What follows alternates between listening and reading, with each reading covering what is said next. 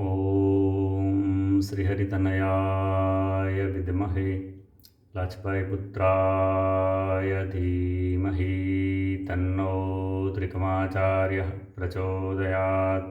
ઓમ નમો ભગવતે વાસુદેવાય. ઓમ નમો ભગવતે વાસુદેવાય. ઓમ નમો ભગવતે વાસુદેવાય. ઓમ નમઃ શિવાય. શ્રી બાલકૃષ્ણલાલ કી જય. શ્રી દ્વારિકાધીશ કી જય. ઓમ શ્રી પિતૃપરમાત્મને નમઃ. ઓમ નમો ભગવતે વાસુદેવાય. ઓમ વસુદેવસુतं દેવં કંસચાણૂરમર્દनं દેવકી પરમાનંદં કૃષ્ણં વંદે જગદ્ગુરું. વહાલા સાધક બંધુઓ, વહાલા ભક્તજનો અને સનાતન ધર્મના આપ સર્વે ઉપાસકોના અંતઃકરણમાં બિરાજમાન પરમ કૃપાળુ પરમાત્મા, વિશ્વાધાર જગદાધાર શ્રી દ્વારકાધીશજી મહાપ્રભુના ચરણોમાં અનંત કોટી વંદન હો. સૌને જય શ્રી કૃષ્ણ. ઓમ નમો ભગવતે વાસુદેવાય. સાધક બંધુઓ, ભગવાન શ્રી દ્વારકાધીશજી મહારાજની અનન્ય કૃપા આશીર્વચનથી, સદગુરુ મહારાજની પ્રેરણાથી, ત્રિકમાચાર્ય બાપુની પ્રેરણાથી ડોંગરેજી મહારાજના અમૃતમયી વાણી એટલે કે ભાગવત નવનીતનું પઠન અને શ્રવણ કરી રહ્યા છે. ત્યારે પ્રથમ સ્કંદની અંદર મંગલાચરણ જોયું. ભગવાન છે એ અવતાર શા માટે ધારણ કરે છે તેની દિવ્ય કથા જોઈ. આજે સુતજી મહારાજ દ્વારા ભાગવત કથાનો પ્રારંભ, આ દિવ્ય અધ્યાયની કથાનું શ્રવણ પઠન કરી ધન્યતાનો અનુભવ કરીએ. સર્વ પિતૃદેવતાઓના આશીર્વચનો પ્રાપ્ત કરીએ. સુતજી કથાનો આરંભ કરે છે કે શનકાદી ઋષિઓને સૌપ્રથમ વંદન કરે છે કે તમે બહુ સારો એવો પ્રશ્ન કર્યો છે કે કથાઓ તો ઘણી બધી સાંભળી છે, પણ કૃષ્ણ ભગવાનની જે દિવ્ય કથાઓ છે, નારાયણની જે દિવ્ય કથાઓ છે, એ સાંભળવા છતાં પણ અમારું મન તૃપ્ત થતું નથી. માટે તેમની દિવ્ય કથાઓ હે ઋષિવર આપ અમને કંઈ સંભળાવો.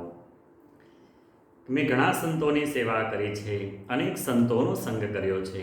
સંત સેવાથી, સત્સંગથી મને જે કંઈ પણ મળ્યું છે એવું તમારી સમક્ષ છે અર્પણ કરું છું.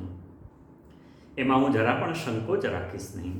મેં તો એવો નિશ્ચય કર્યો છે કે જીવ ઈશ્વરનો અંશ છે. જે જીવ ભગવાનનો અંશ છે તે જીવ ભગવાનના ચરણોમાં જાય છે, ભગવાન સાથે એક થાય છે, ત્યારે તે જીવનું અવશ્ય કલ્યાણ થાય છે. જીવ કોઈ જીવનો અંશ નથી, જીવ જગતનો અંશ નથી, જીવ ઈશ્વરનો અંશ છે. જન્મથી કોઈ પતિ નથી, કોઈ પત્ની નથી, કોઈ પિતા નથી, કોઈ પુત્ર નથી, જન્મથી કોઈ કોઈનો નથી. પતિ પત્નીનો સંબંધ વ્યવહારની દ્રષ્ટિએ સત્ય છે, તત્વદ્રષ્ટિ વિચાર કરતાં એ સત્ય નથી. કારણ જીવ છે એ તો ઈશ્વરથી અલગ થયો છે અને આ મૃત્યુલોકની વિશે આવતા તે એકબીજા સાથે સંબંધોથી જોડાયેલો છે. કેટલાક લોકો શંકા કરે છે કે જીવ ઈશ્વરનો અંશ છે તો ઈશ્વરથી અલગ કેમ થયો છે, ક્યારથી અલગ થયો છે? આ પ્રશ્ન થોડો એવો છે કે ભગવાન સમજાવે છે ત્યારે બુદ્ધિ કબૂલ કરે છે. જીવ ઈશ્વરથી અલગ કેમ થયો છે, ક્યારથી અલગ થયો છે? વિચાર કરશો નહીં, બસ ભગવાનની ભક્તિ કરો. એ બધું કામ ભગવાને જોવાનું છે. આપણું કામ ભગવાનનું, ઈશ્વરનું ભજન કરવાનું છે. બસ બાકી બધું છે ભગવાન સંભાળી લેશે. કોઈ રોગ થયા પછી આ રોગ મને કેમ થયો, ક્યારથી થયો, એ વિચારવા કરતાં રોગનો સીધો ઉપચાર કરવો એ જ ભાગવતની દૃષ્ટિએ યોગ્ય કહ્યું છે કે તેના માટે પથ્યની દવા લેવી જોઈએ. વાસુદેવે ભગવતી ભક્તિયોગ પ્રયોજિત જનયત્યાશુ વૈરાગ્યમ જ્ઞાનમ ચ યદ હેતુકમ. ભગવાન શ્રી કૃષ્ણનું ધ્યાન કરો, પ્રેમથી પૂજા કરો, પ્રેમથી ભગવાન નામનું કીર્તન કરો. સેવા સ્મરણમાં જે તન્મય થાય છે તેને ભગવાનના અવશ્ય દર્શન થાય છે, ભગવાનની દિવ્ય અનુભૂતિ અવશ્ય થાય છે. માટે પ્રેમ ભાવથી ભગવત કીર્તન કરવાની વાત કરી છે કે ભગવાનની ભક્તિમાં જે દેહને ભૂલી જાય છે તેને દેવના દર્શન થાય છે, ભગવાનના દર્શન થાય છે, તેની સ્થિતિ બહુ દિવ્ય થઈ જાય છે. તે એવું કદી બોલતો નથી કે હું જાણું છું, તે એવું પણ બોલી શકતો નથી કે હું ભગવાનને જાણતો નથી. જે ભગવાનને બરાબર જાણે છે, જેને ભગવાનનો આનંદ મળ્યો છે, તે ક્ષણને માટે પણ ભગવાનને છોડી શકતો નથી. खोजा सकल जहान में पाया पता तेरा नहीं, जब पता तेरा लगा अब पता मेरा નહીં. સરસ મજાની વાત કરી છે કે એક ભક્ત ભગવાનને કહે છે કે ઘણા દિવસથી હું તમારી પાછળ પડ્યો હતો, તમારી ભક્તિ સતત કરતો હતો, તમારા દર્શન થતા ન હતા. હવે તમારા દર્શન થયા ત્યારે હું રહ્યો નથી.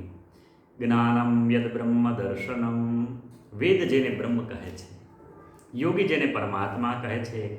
બ્રહ્મ પરમાત્મા ભગવાન શ્રી રામ શ્રી કૃષ્ણ એક જ છે. તત્વના અનેક નામ છે, તત્વ એક જ છે.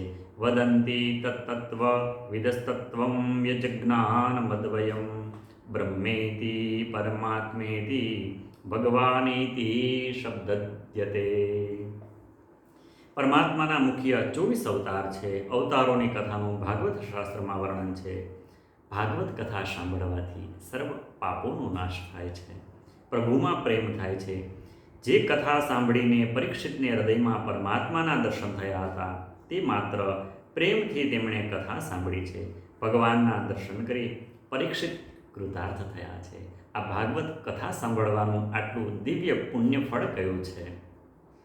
સુતજી કહે છે કે મેં પ્રત્યક્ષ જોયું છે કે નાગનો દંશ થતાં પહેલાં પરીક્ષિતના શરીરમાંથી દિવ્ય તેજ નીકળ્યું છે. સુતજી મહારાજ કહે છે કે હું આ ઘટનાનો સાક્ષી બન્યો હતો. વિમાનમાં બેસીને તેઓ વૈકુંઠ ધામમાં ગયા. પછી શરીરને તક્ષકનો દંશ થયો છે. મેં સાંભળ્યું નથી, પ્રત્યક્ષ જોયું છે. આ ઘટનાના પોતે સાક્ષી બન્યા છે અને બધા ઋષિમુનિઓને આ ઘટનાની વાત કરે છે કે જે ભાગવત કથાનું શ્રવણ કરે છે એનો દિવ્ય આત્મા છે, એ તે લેવાને માટે તો ભગવાનના પાર્ષદો વધારે છે અને વૈકુંઠ વાસ થાય છે. આ દિવ્ય ઘટનાના સુતજી મહારાજ કહે છે કે હું સાક્ષી બનેલો છું. ભાગવત કથા શ્રવણનું આટલું ફળ બતાવેલું છે. શૌનક મુનિએ પ્રશ્ન કર્યો કે મહારાજ, અમને બહુ બધું આશ્ચર્ય થાય છે કે સુખદેવજી મહારાજે તો બધું જ છોડી દીધું હતું. બધું છોડી દીધા બાદ ભાગવત ભણવાની તેમને શી જરૂર પડી?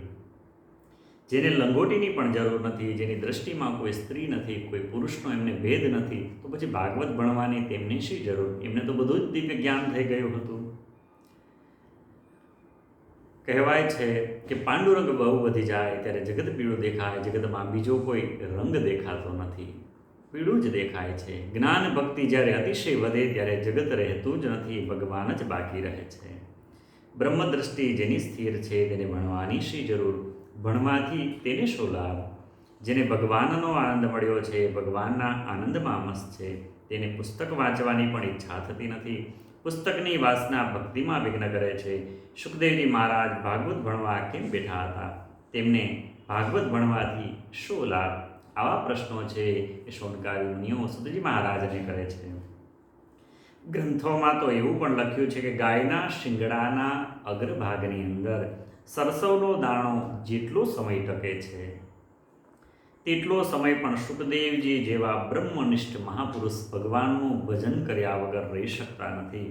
નિમિષાર્ધમ ન તિષ્ઠંતી, કે જેનું મન શ્રી કૃષ્ણાકાર થઈ ગયું છે, જે ક્ષણને માટે પણ ભગવાનને વિસરી શકતા નથી, જેની બ્રહ્મ દ્રષ્ટિ સ્થિર થઈ ગઈ છે, તેને કદાચ ભાગવતનું અધ્યયન કર્યું હોય તો પણ તેઓ રાજાને ત્યાં કથા કહેવા જશે.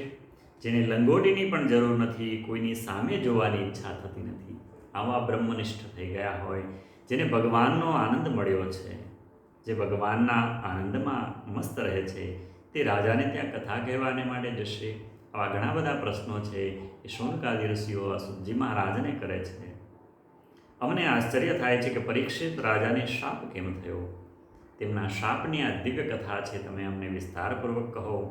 ત્યારે સુતજી મહારાજ વ્યાસ વિષાદની અંદર કથાનો પ્રારંભ કરે છે કે દ્વાપરે સમનુપ્રાપ્તે તૃતીયે યુગ પર્યયે જાતઃ પરાશરાદિયોગી વાસવ્યામ કલયા હરે. બદ્રીનારાયણના માર્ગમાં અનેક પ્રયાગ આવે છે. સર્વપ્રથમ આવે છે તેને દેવ પ્રયાગ કહેવામાં આવે છે, જ્યાં ભગવાન રામચંદ્રજી વિરાજમાન છે. આગળ જશો તો રુદ્રપ્રયાગ આવે છે, જ્યાં ભગવાન ભોળાનાથ મહાદેવ બિરાજમાન છે. ભગવાન શિવનો વાસ છે. અલકનંદા, ગંગા અને મંદાકિનીનો જ્યાં સંગમ છે ત્યાં વિષ્ણુ પ્રયાગ આવે છે. આગળ જતાં વિષ્ણુ પ્રયાગ આવે. બદ્રીનારાયણથી 4-5 માઇલ દૂર કેશવ પ્રયાગ નામનું તીર્થ આવે છે, જ્યાં ગંગા અને સરસ્વતીનું મધુર મિલન થાય છે. ત્યાં ભગવાન બાદરાયણ વ્યાસજી મહારાજ વિરાજમાન છે. દ્વાપર યુગની સમાપ્તિનો સમય હતો, કલિયુગનો આરંભ થવાનો હતો. વ્યાસજી મહારાજે છે સૌપ્રથમ આ કળિયુગના દર્શન કરી લીધા છે. એમણે ભવિષ્ય જોઈ લીધું છે કે આગળની ઘટનાઓ આવી બનવાની છે. 5000 વર્ષ પહેલાં વ્યાસજી મહારાજે જે કંઈ પણ જોયું તે આજે સત્યસહ શબ્દસહ એ જ રીતે છે થતું આવે છે. વ્યાસજીએ કળિયુગનું જેવું વર્ણન કર્યું છે તેવું જ થઈ રહ્યું છે કે કલિયુગના લોકોનું જીવન અર્થ અને કામની અંદર જ પૂર્ણ થઈ જશે. એ ધર્મ અને મોક્ષની વાત તો દૂર રહી ગઈ, પણ કામ અને આ અર્થની પાછળ જ પડ્યો રહેશે. કલિયુગના જે લક્ષણો વર્ણવ્યા છે તે આજે આપણે સૌ એને અનુભવી રહ્યા છે. આપણે આજે એમના સાક્ષીભૂત બની રહ્યા છીએ. જીવન ભોગ પ્રદાન થશે. લોકો કુળ ગોત્ર જાતિનો વિચાર નહીં કરે. કલિયુગના લોકો વેદોનું અધ્યયન નહીં કરે, શાસ્ત્રોનું અધ્યયન નહીં કરે. વેદનો અર્થ સમજવો બહુ કઠણ છે. વેદાર્થ સમજવાને માટે વ્યાસજીએ પુરાણોની રચના કરી છે. તેથી વ્યાસજીએ મહાભારતની રચના કરી છે. મહાભારતને 5મો વેદ કહેવામાં આવ્યો છે. ઘણા લોકો તો એવું સમજે છે કે મહાભારતમાં કૌરવ પાંડવોના ઝઘડા જ છે. વ્યાસનારાયણ શું આ ઝઘડાઓની કથા કરવાને માટે બેઠા હશે? શું એમની કથા કઈ છે? આ સંસારમાં એવું કોઈ ઘર નથી કે જે ઘરમાં મહાભારત ન થતું હોય. કદાચ તમને શંકા થાય કે મહારાજ, મારા ઘરમાં કોઈ દુર્યોધન નથી, કોઈ દુશાસન નથી, તો ડોંગરેજી મહારાજા ભાગવત નવનીતની અંદર લખે છે કે તમને દુર્યોધન દેખાતો નથી, પણ છે. રાત્રે 9:30 વાગ્યા પછી જાગવું જોઈએ નહીં. પ્રાતઃકાળે 4 વાગ્યા પછી સૂવું જોઈએ નહીં. રાત્રે 10 વાગ્યા પછી જે સૂઈ જાય, પ્રાતઃ 4 વાગે ભગવાન તેને જગાડી દે છે. ભગવાનનો એવો નિયમ છે કે 5 કલાકની નિંદ્રા થઈ જાય તો પરમાત્મા જીવને જગાડવા આવે છે કે ઉઠો, હવે ઉઠો, બહુ થયું છે. ધર્મરાજ ભગવાનના સ્વરૂપ છે. ધર્મ જ નારાયણ છે. વિષ્ણુ સહસ્ત્ર નામમાં ધર્મ જ ભગવાનનું નામ છે. ધર્મો ધર્મ વિદુત્તમ. ભગવાન શ્રી શંકરાચાર્ય સ્વામીએ વિષ્ણુ સહસ્ત્ર નામ પર ભાષ્ય લખ્યું છે. તે ભાષ્યમાં લખ્યું છે કે ધર્મ છે એ જ વિષ્ણુ છે, વિષ્ણુ છે એ જ ધર્મ છે, બંને એક છે. ધર્મનો અનાદર એ ભગવાનનો અનાદર છે. જ્યાં સુધી શરીરનું ભાન છે ત્યાં સુધી દરેકે ધર્મનું પાલન અવશ્ય કરવું જોઈએ. આવું ભાગવતનું વચન છે. જેને યાદ નથી આવતું કે હું સ્ત્રી છું કે પુરુષ છું, જે સ્ત્રીત્વને પુરુષત્વને ભૂલી જાય છે, કદાચ તે ધર્મને છોડી દે તો ક્ષમ્ય છે. આટલી ઉચ્ચ કોટીની અવસ્થાએ પહોંચી ગયા પછી આપણે કંઈ યાદ ના આવે તો સમજાય છે કે ધર્મમાં બહુ વાંધો નથી, પણ ત્યાં સુધી તો ધર્મનું પાલન કરવું જોઈએ. પણ એ ઉચ્ચ કોટીની બ્રહ્મનિષ્ઠની અવસ્થા સુધી પહોંચતા સુધી આપણે ધર્મનું અવશ્ય પાલન કરવું જોઈએ. ધર્મ જ નારાયણ છે.